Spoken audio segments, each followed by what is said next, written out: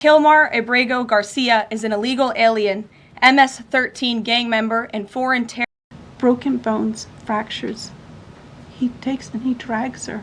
Alright, I normally don't do this, but I literally have to give a trigger warning and a disclaimer. This press conference is by far the most intense press conference we have ever seen from the Trump administration as far as why we are deporting illegal immigrants. Just to give you guys some context, this woman right here, she is the mother of somebody who just recently lost her daughter due to an illegal immigrant from El Salvador, and the senator from Maryland, who's down in El Salvador, has yet to even talk to this woman or really even explain what's going on.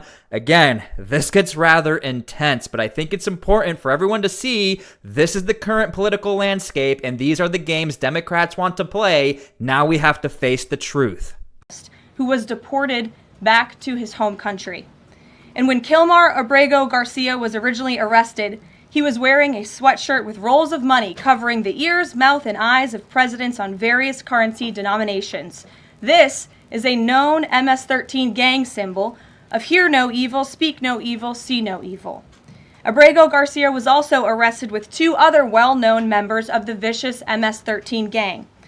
And two separate judges found that Abrego Garcia was a member of MS-13, and that finding has never been disputed. And just this morning, it was revealed through Maryland court documents that Abrego Garcia's wife petitioned for an order of protection against him for 2 instances of domestic violence in May of 2021. And here is the order right here.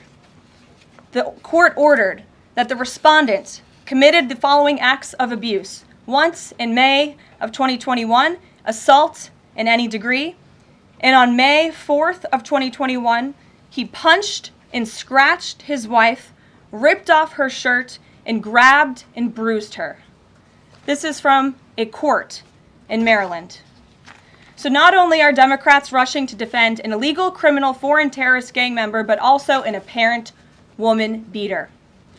To set all of that aside, the basic fact that he was illegally inside our country and had a lawful deportation order made him subject to removal back to his home country of El Salvador. And if he ever ends up back in the United States, he would immediately be deported again. Nothing. A lot of you don't know the whole story about Rachel and about the crime that was committed against her. Even us, her family, we didn't know all the details.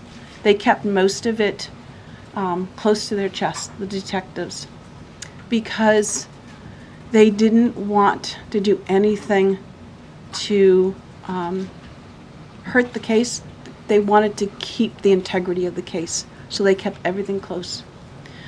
I sat for the last 2 weeks in her trial, and we saw layer upon layer upon layer of evidence against the accused, an illegal immigrant from El Salvador.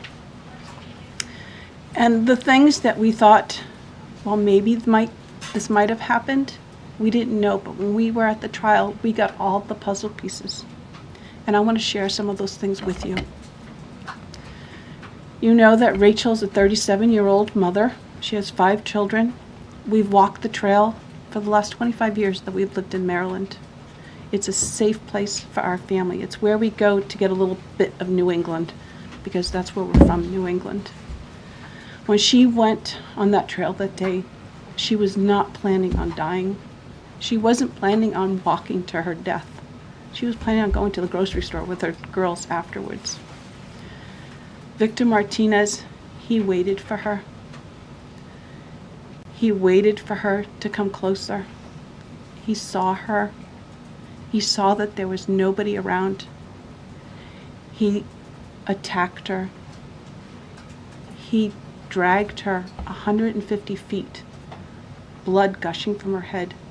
It left a 150-foot trail of her blood to the culverts, where he picked her up, he threw her against the wall of the tunnel, and he raped her. But before he did that, he stopped on that trail, and rocks still stained with her blood. He used them to hammer her head against those rocks.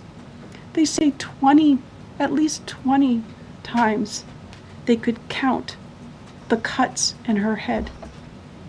They said that when they did the autopsy, and I've seen the pictures, there's a 6-inch square in the back of her head where the skull is shattered the way that you would crush an eggshell in pieces. 3/4 of her brain hemorrhaged. Her right and left side of her face bashed in. Her beautiful face bashed in. Her head bashed in. Broken bones, fractures. He takes and he drags her some more.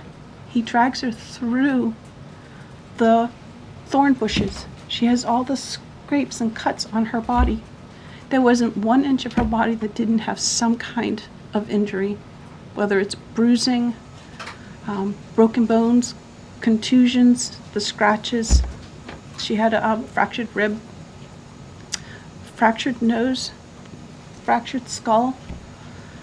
And then he takes her into the tunnel and he picks her up. He throws her against the wall. Blood is gushing from her head. Her hair is soaked in blood. And they showed us pictures of her body against the wall, outlined. The blood outlined her body.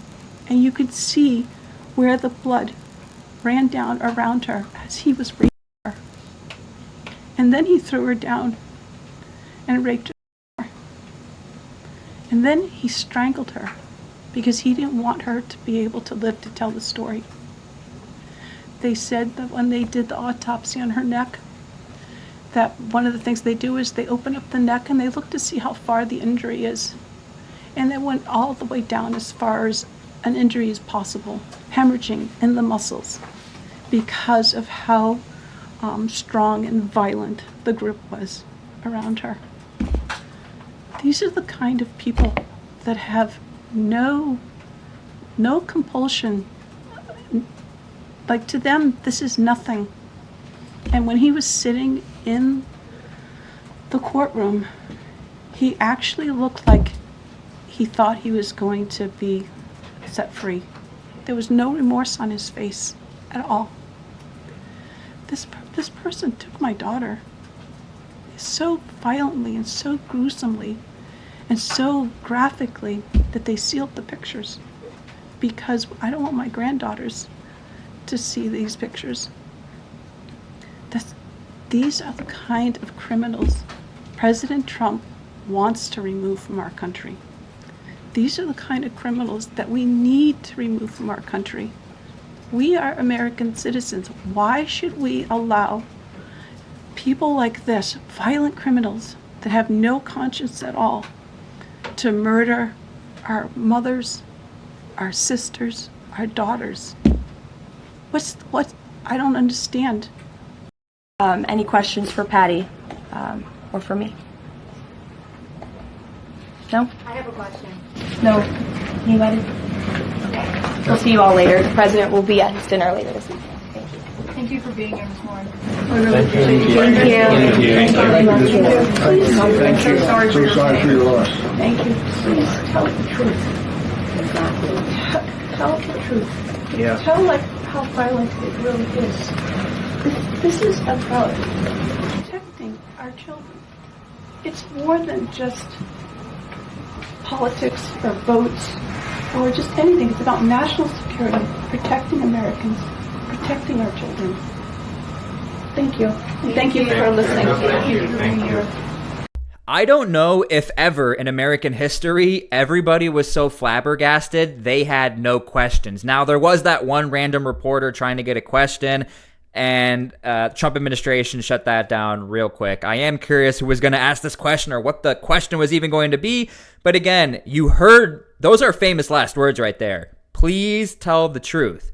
Tell the truth. This is for our children. This is for the safety of our children. Tell the truth. Intense. Wow. That's all I could say.